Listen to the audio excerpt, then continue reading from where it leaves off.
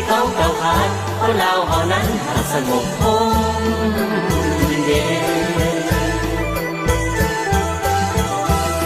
แดนดินถิ่นจำปาสมสารยาข้าวเหนียวเสียงแคนธรรมศาสตร์สวยงามแห่งอาบน้ำใสใส่ลมพัดเย็นไทยมาและบ่อยากจากตกหลุมรักเมื่อได้มาเห็นยังมีหลายคนที่เป็นมรดกโลกที่เขาสร้างลือกัน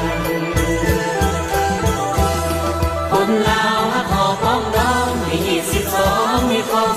14มีบุญประเพณีหลายร้อยปีที่สืบสานส่งเรือบุญออกพรรษา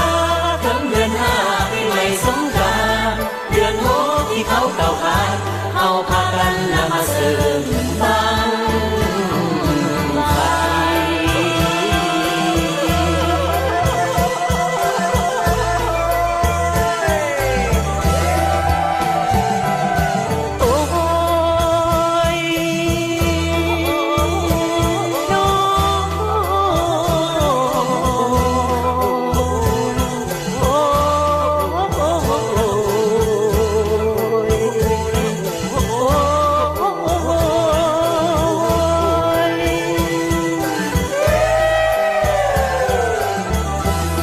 มวนเด้อเสียงขับลำอาสานกันเสียงแคนเป่าใส่ว่าเสียงเสริมบุญบังไฟอยู่แดนใดจะเหมือนเมืองลาวแม่น้ำที่มีหลายสายเหมือนดังลาวมีหลายสนเผ่าแล้วไหลเต้าโฮมกันเข้าเป็นแม่น้ำของสายเดียวคนลาวจะอยู่แห่งใดหักแพงกันไม่เหมือนลูกแม่เดียวอย่าลืมเด้อเสียงแคนแดนข้าวเหนียวอากันกลมเกลียวเด้อพี่น้อง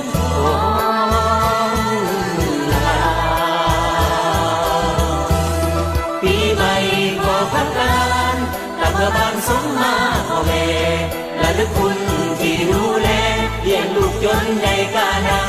วถือเป็นมือสันทันดีเป็นประเพณีของคนส่วนลาวแล้วแต่ถ้าควันพาเขาเต้าหอมกันเข้าผูกแขนเดินควันมาเด้อควันเอ้ยมาเด้อควันเอ้ยมาเด้อควันเอ้ย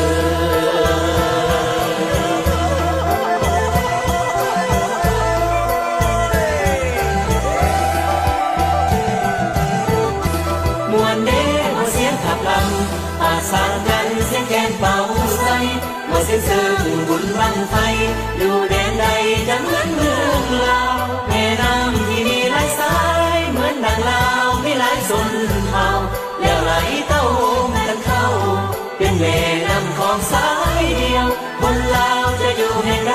หักแพงกันไม่เหมือนลูกแม่เดียวอย่าลืมเด้อเสียงแคนแดนข้าวเหนียวอากันกลมเกลียวเด้อพี่น้อง